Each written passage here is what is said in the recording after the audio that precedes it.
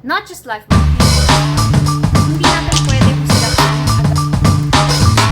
Kumusta Appleberries? Welcome to episode 3 of In Real Life, Real Talk on Mental Health. This is Coach Ven and I am an Appleberry Mental Health Coach. Napanood niyo na ba yung K-drama sa Netflix na Tomorrow? Yan kasi yung pag-uusapan natin in this video. Together with the other mental health coaches, we will react to intriguing scenes and provide our professional insights. Kung napanood mo na, you can keep watching this. If you haven't, baka mas mabuting skip mo muna tong video na to and then balikan mo na lang. However, we do want to put up a trigger warning, not just for this video, but for the series as well. It mainly tackles suicide, so if topics like this make you feel vulnerable, you may skip this video or you may proceed cautiously.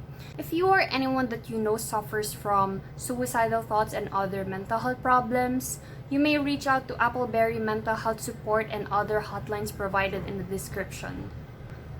So, are you ready? Mental Health Coaches React to Tomorrow episodes 1 and 2 starts now. Okay, pag-usapan naman natin yung scenes in the latter half of the episode.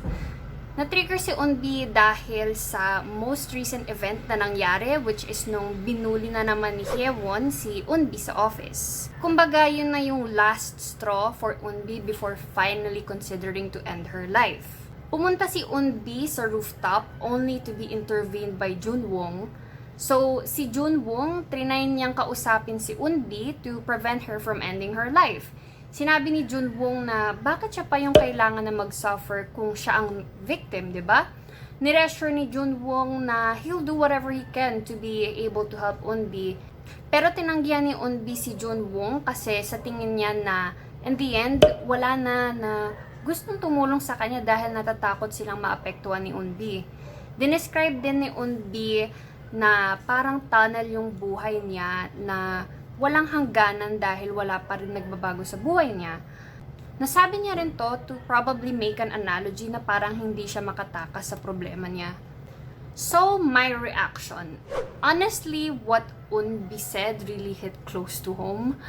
Ako rin kasi, I suffered from suicidal ideation in the past. I would even agree sa analogy ni Unbi. Yung tunnel na yon para kasi siyang never-ending dahil everything that you're seeing inside of it is the same all throughout and it feels like there's no way out or there's no way of escaping it.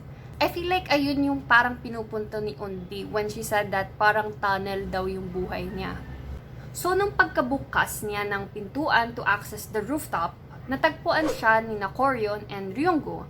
Dito na natin makikita na mas iba yung approach ni Koryon kay Unbi. Instead of offering help like what Junwon did, Koryon wanted to knock some sense into Unbi instead. Tinanong ni Koryon kay Unbi kung talaga bang gusto niya na lang ba talaga tapusin yung buhay niya. Afterwards, parang prinovoke na rin ni Koryon si Unbi to really end her life. Sinabi niya pa na kung talaga bang kamatayan lang ang sagot sa problema niya, edi tapusin niya na lang ang buhay niya ngayon.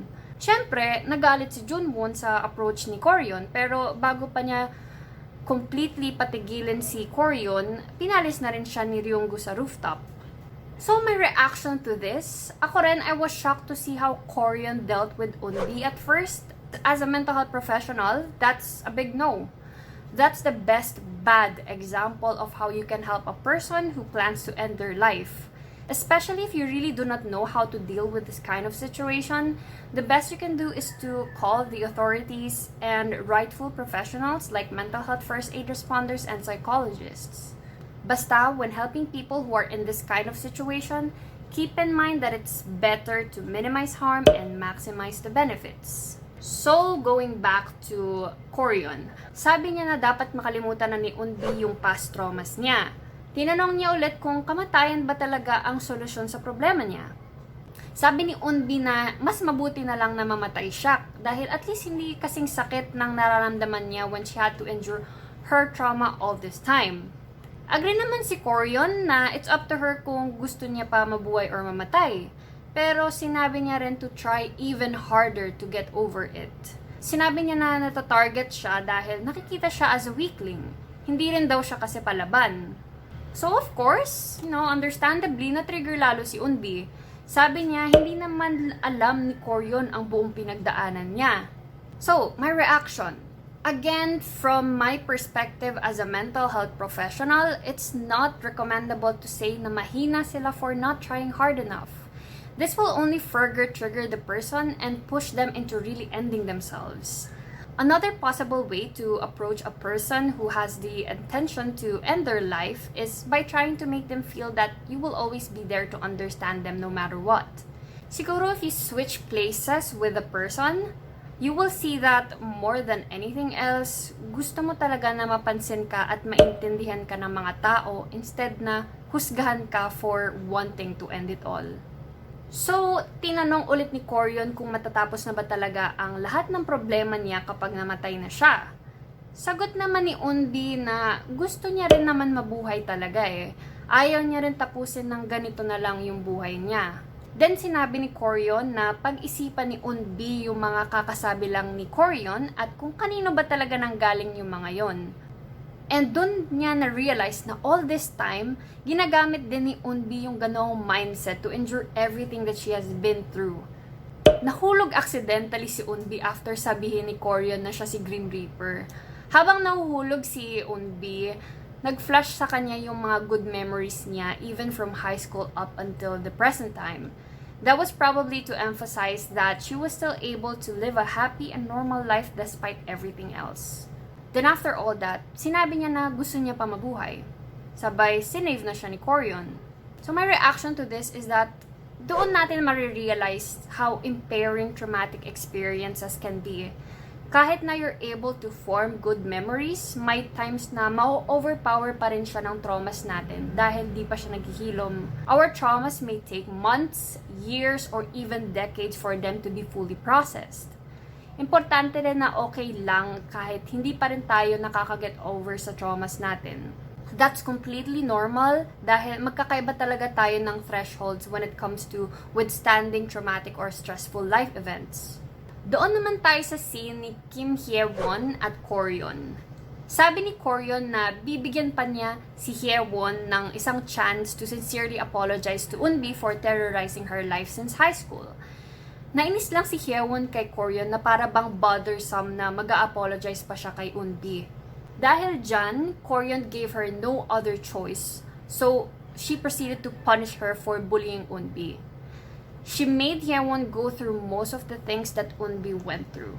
After all that, nagsorry si Hye-won while promising na hindi niya na ulit gagawin yun. Sinabi ni Koryon na yung na-experience ni Hye-won parang portion lang ng na-experience ni Unbi. Sobrang lala ng kay Unbi na it almost costed her own life. I have to be honest, mixed feelings ako about sa pag-punish because that's not really our point here when we want to help people.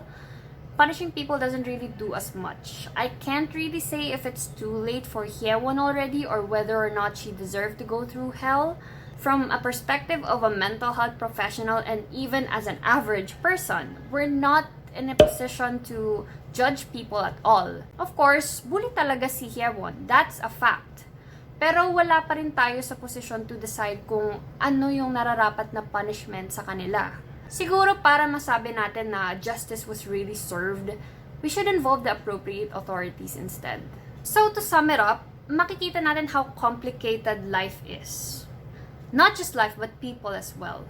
Hindi natin pwede husgahan agad ang mga tao na hindi kayang makita ang kanilang hinaharap. Hindi natin alam ang totoong pinagdadaanan ng isa't isa. If we want to make our world less traumatic, it's really better to approach everyone gently and with kindness. That's our episode for today. If you enjoyed this video, please give us a like, and if you didn't, do let us know as well. Thank you everyone for watching, and see you next Friday for another episode of In Real Life Real Talk on Mental Health. Take care! I also love to hear what you think. So comment your feedback and questions below and we'll get right back to you.